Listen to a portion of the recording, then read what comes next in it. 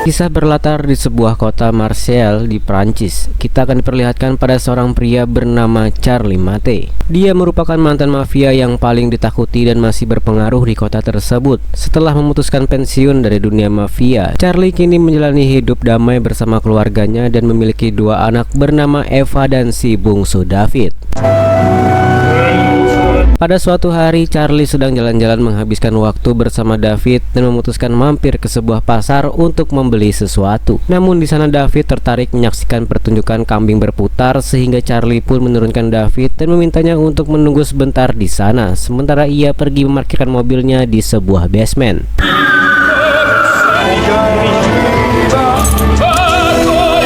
Namun tiba-tiba beberapa orang bertopeng menembak Charlie dengan sangat brutal.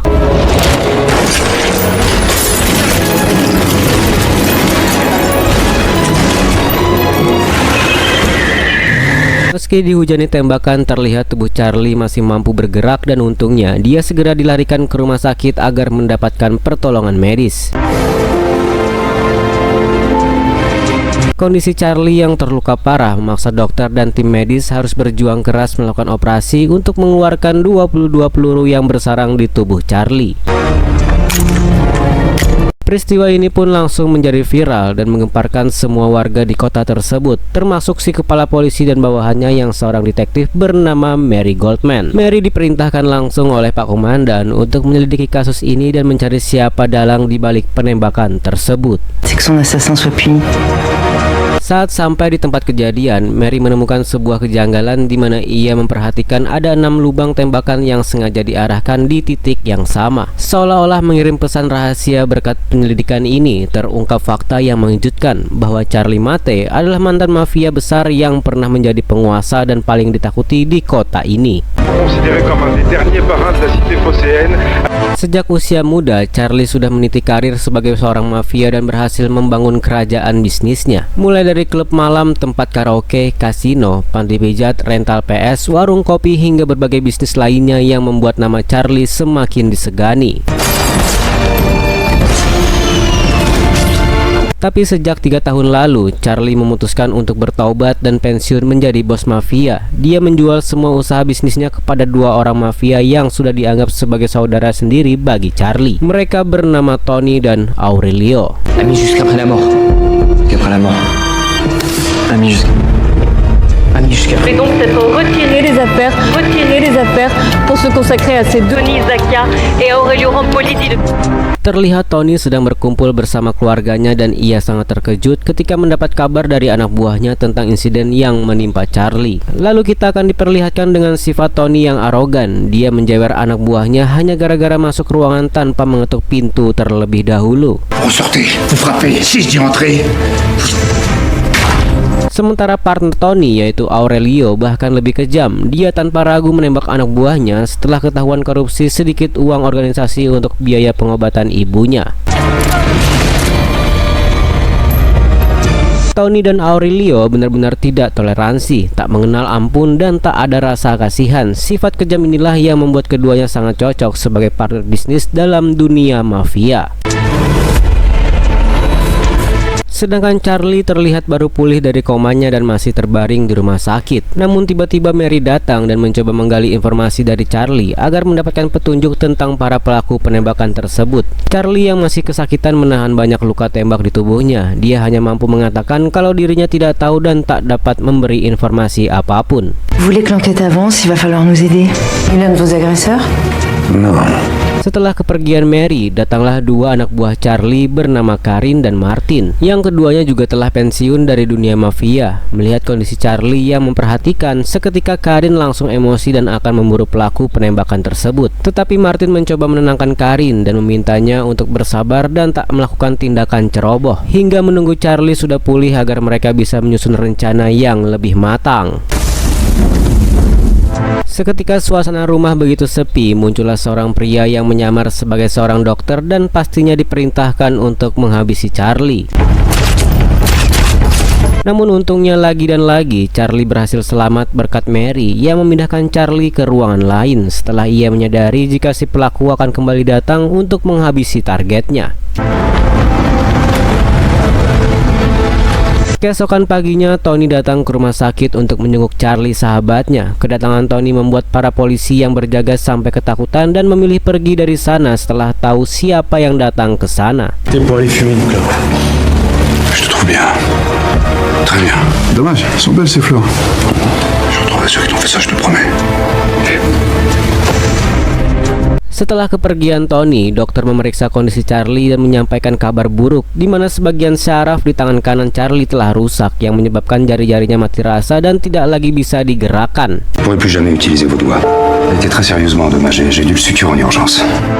Tak lama kemudian, Karim dan Martin datang ke rumah sakit dan membawa Charlie pergi dari sana untuk bertemu dengan seseorang yang diyakini mengetahui informasi tentang siapa pelaku penembakan tersebut. Namun ternyata aksi mereka telah diketahui Mary lewat kamera CCTV sehingga dia langsung melakukan pengejaran. Mengetahui kalau mobil mereka sedang diikuti, Karim segera meminta bantuan temannya untuk menemukan jalur yang aman agar bisa mengelabui Mary.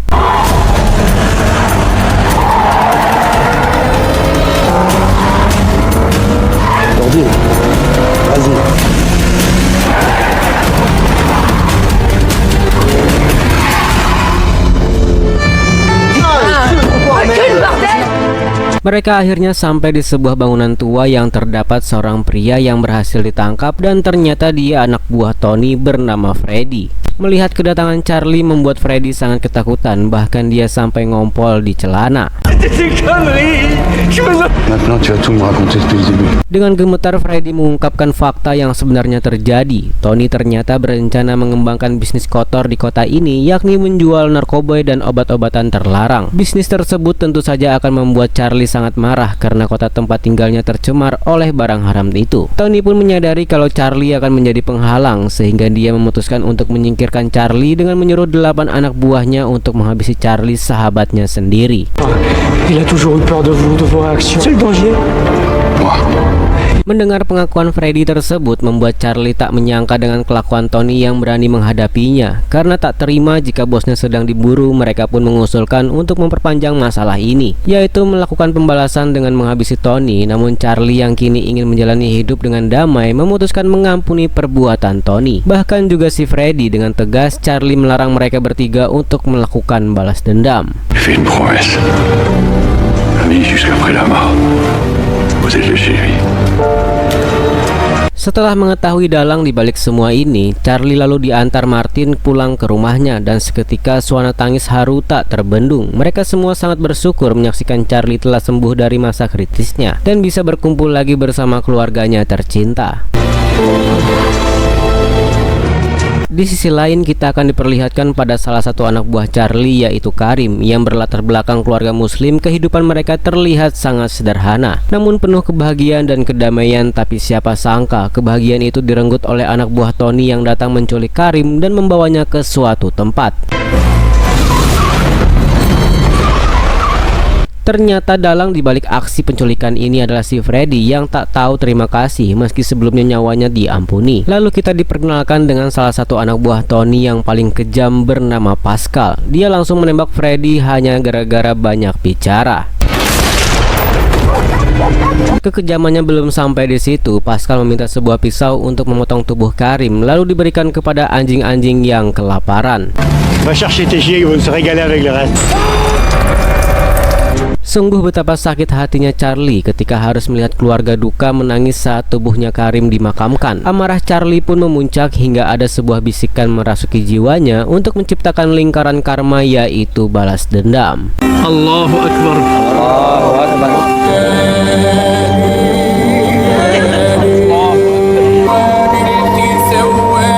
Sebelum memulai rencananya, Charlie meminta salah satu anak buahnya yaitu Susan untuk menyembunyikan keluarganya ke tempat yang aman dan tak mudah dilacak oleh siapapun. Sementara di sisi lain, anak buah Tony dan Pascal sedang berpesta merayakan ulang tahun salah satu rekan mereka. Dengan sombongnya mereka merasa sebagai mafia yang tak terkalahkan oleh siapapun, namun tanpa mereka sadari tiba-tiba ini yang terjadi. Viens-moi ça, chacun son tour. Il y en a un seul qui joue au courant, il reste tous. Charlie datang sambil menodongkan pistol dan menggenggam sebutir granat di tangannya yang membuat mereka semua ketakutan. Kedatangan Charlie di sini hanya untuk memberi peringatan dan tidak berniat membantai mereka semua. Ia memberi kesempatan kepada Pascal dan kawan-kawan untuk pulang dan bertemu dengan keluarga mereka masing-masing. Charlie ingin mereka merasakan penyesalan bagaimana rasanya cemas diburu seseorang dan merasa takut akan bayang-bayang kematian. Karena entah sekarang atau nanti Charlie akan datang lagi untuk menghabisi mereka satu persatu tanpa ada seorang pun yang selamat. Sebagai permulaan, Charlie menghabisi salah satu dari mereka untuk membuktikan bahwa peringatannya tidak main-main. Héritier nulle part tant que je serai vivant. Un Bastien. Di sisi lain, Susan telah membawa keluarga Charlie ke tempat aman dan menjadi pengawalnya. Sementara Charlie sendiri melanjutkan misinya dengan memburu si Gondrong ketika sedang ziarah ke makam putranya. Si Gondrong pun hanya bisa pasrah ketika akan dieksekusi karena telah menjadi fakta bahwa tak ada yang bisa lolos dari seorang Charlie. Tentu saja insiden ini memancing perhatian Mary yang sebenarnya masih sibuk menangani kasus penembakan Charlie. Namun kini ia dihadapkan pada kasus baru, yaitu tewasnya beberapa anak buah Tony. Mary pun memutuskan untuk menemui Tony di rumahnya dan berharap mendapatkan informasi dari Tony tentang kematian dua anak buahnya. Sebenarnya Tony telah mengetahui bahwa Charlie lah pelakunya, namun dia mengaku kepada Mary kalau dirinya tidak memiliki informasi apapun. Tony khawatir jika dia mengungkapkan yang sebenarnya, tentu saja Mary dan kepolisian akan menyelidiki lebih lanjut kasus ini sehingga justru akan menyeret dirinya ke dalam masalah itu. Je note que vous me suggérez d'orienter mon enquête. Je vous dis de vous intéresser à Matty parce qu'il a pété les plombs. Tanpa membuang waktu, Tony segera memerintahkan anak buahnya untuk mengobrak-abrik rumah Charlie dengan tujuan memancing di mana Charlie bersembunyi. Dan benar saja Martin yang mengetahui hal itu bergegas pergi menemui Charlie untuk melaporkan kejadian tersebut. Namun tanpa ia sadari jika dirinya sedang diikuti oleh anak buah Tony sehingga keberadaan Charlie pun ketahuan. Dan alhasil anak buah Tony langsung menyerbu tempat persembunyian Charlie dan baku tembak pun tak bisa dihindarkan lagi.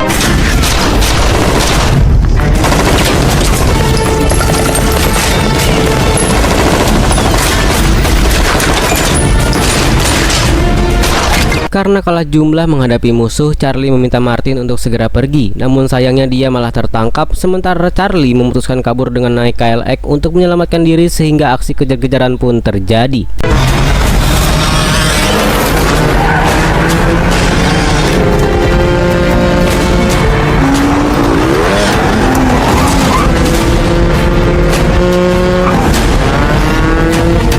Di tengah pengejaran, Charlie mengambil keputusan nekat. Ia dengan sengaja menabrakkan dirinya tepat di hadapan para polisi supaya musuh tak lagi menyerangnya.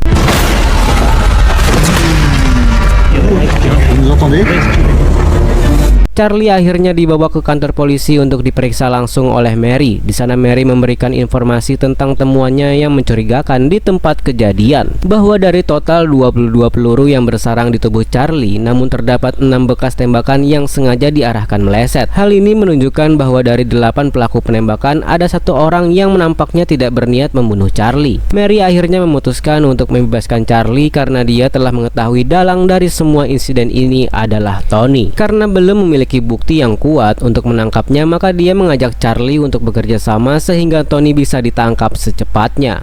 Vous êtes libre. Di sisi lain, Martin dipertemukan oleh Tony dan diminta mencari informasi keberadaan Charlie dan keluarganya, sehingga akhirnya terungkap bahwa Martin lebih memihak kepada Tony dan ada keterlibatan dalam aksi pembunuhan Charlie. Au nom de notre amitié que tu viens de me le dire. Allez. Beberapa waktu berlalu, terlihat Tony sedang mengadakan pesta pernikahan salah satu anak buahnya bernama Eric yang sudah dianggap sebagai anak sendiri. Namun di saat yang sama, Charlie mendatangi anak buah kepercayaan Tony, yaitu si Frank. Dia bertugas sebagai admin yang memiliki semua data transaksi dan keuangan bisnisnya Tony. Charlie memaksa Frank untuk memindahkan semua data tersebut ke dalam sebuah flash disk sebelum akhirnya ia dihabisi oleh Charlie. Manger d'arrêt, tu le tiendras. Il pourra plus rien contre le fric qu'il a fait sur son dos, je te dis pas. Faire Karim, j'y arrive pas. Setelah mengetahui adminnya tewas, Tony pun langsung mengamuk dan menyusun sebuah rencana licik. Ia dengan tega menghabisi dua anak buahnya sendiri dengan memakai senjata yang terdapat sidik jarinya si Charlie. Korban pertama adalah seorang pengawal yang sedang menemani ibunya healing di taman, dan yang kedua adalah si Eric yang akan menikmati malam pertamanya. Akibat kematian dua anak buah Tony membuat Charlie menjadi buronan polisi, di mana si komandan menugaskan Mary untuk segera menangkap Charlie. Namun Mary yang cerdas tentu saja mengetahui bahwa semua ini hanyalah siasat yang dibuat oleh Tony. Du cadavre, c'est un piège. Un piège à con, ouais. Un pro comme Maté, il laisserait son arme avec ses empreintes. Sementara itu Charlie bersembunyi entah kemana yang membuat Mary kehilangan jejaknya. Maka dia pun mencoba melacak Charlie melalui nomor telepon yang sering dipakai untuk menghubungi keluarganya yang bersembunyi di suatu tempat. Tanpa diketahui Mary, ternyata percakapan itu berhasil disadap oleh Tony sehingga persembunyian keluarga Charlie pun ketahuan. Kemudian Tony langsung mengirim anak buahnya ke lokasi keluarga Charlie untuk menculik kedua anaknya. Bien sûr.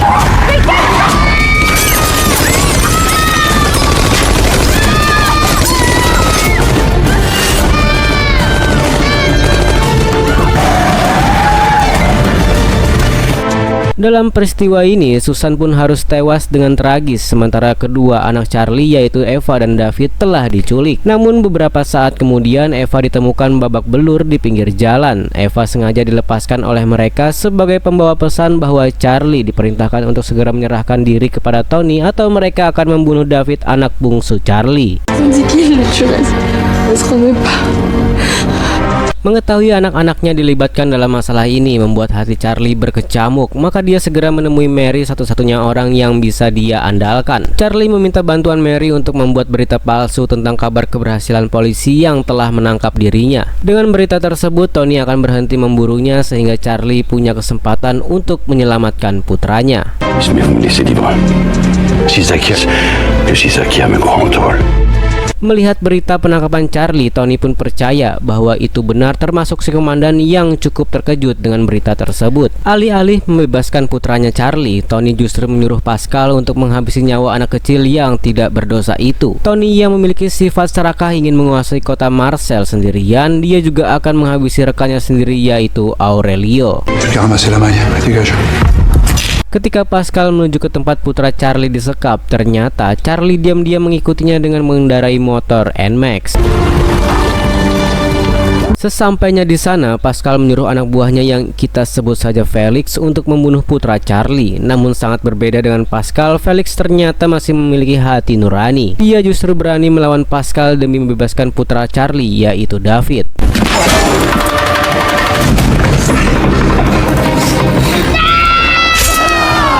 Ketika Pascal membawa David dan akan dieksekusi ke lokasi lain, beruntung Charlie datang di momen yang tepat. Terjadi pertarungan antara mereka berdua yang tentu saja dimenangkan oleh Charlie sehingga si bungsu berhasil diselamatkan.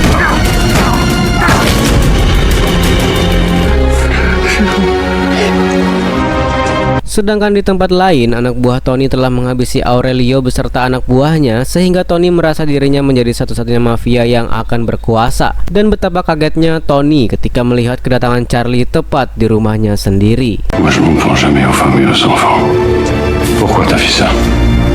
Di momen ini, Tony pun mengungkapkan dengan sejujurnya kalau dirinya memang tidak berani melawan Charlie. Satu-satunya orang yang bisa menghalangi tujuannya, Charlie dan Tony memang tumbuh bersama sebagai rekan dalam dunia mafia. Namun hanya Charlie yang menjadi sosok yang paling berpengaruh dan paling ditakuti di kota ini. Tony yang merasa tersisih pun menganggap bahwa satu-satunya cara untuk merubah keadaan hanyalah menyingkirkan Charlie. Meskipun dirinya dikhianati, Charlie memutuskan untuk mengampuni nyawa Tony karena yang diinginkan Charlie hanyalah hidup tenang bersama keluarganya. Tidak tahu terima kasih itulah kata yang tepat untuk si Tony. Dia yang memang dibutakan oleh ambisi kekuasaan dan kekayaan justru melawan Charlie.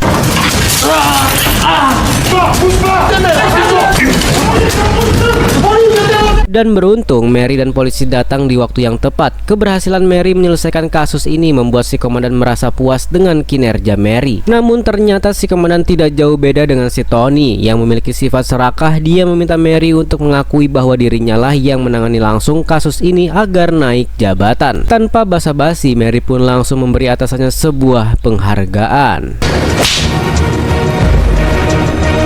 Berkat bantuan Mary, akhirnya Charlie diperbolehkan pulang setelah memberikan bukti flash disk tentang kasus pembunuhan dan penjualan barang haram. À titre professionnel, je me réjouis d'avoir accompli mon devoir. De gros ennuis avec la justice. Ketika Charlie hendak pulang, tanpa diduga Martin datang menjemputnya. Dalam perjalanan, Charlie meminta Martin agar mengantarkannya ke sebuah basement, tempat di mana ia pernah ditembak anak buah Tony. Sesampainya di sana, saat itulah terungkap jika peluru yang mengarah ke tembok adalah tembakan dari Martin. Seketika raut wajah Martin sangat ketakutan karena Charlie telah mengetahui keterlibatannya dalam aksi penembakan tersebut. Mau tidak mau, Martin pun mengakui kalau dirinya diperintahkan oleh Tony untuk membunuh seseorang. Namun ketika targetnya adalah Charlie, maka Martin dengan sengaja mengarahkan senjatanya supaya meleset. Karena pada dasarnya Martin memang tidak ada maksud untuk membunuh Charlie. Bukan manusia jika tidak bisa memaafkan. Charlie menunjukkan satu kebaikan hatinya ketika dia memberi Martin kesempatan untuk hidup dan segera bertaubat. Film pun diakhiri dengan Charlie bersama keluarganya di pinggir pantai menikmati indahnya senja, dan film pun selesai.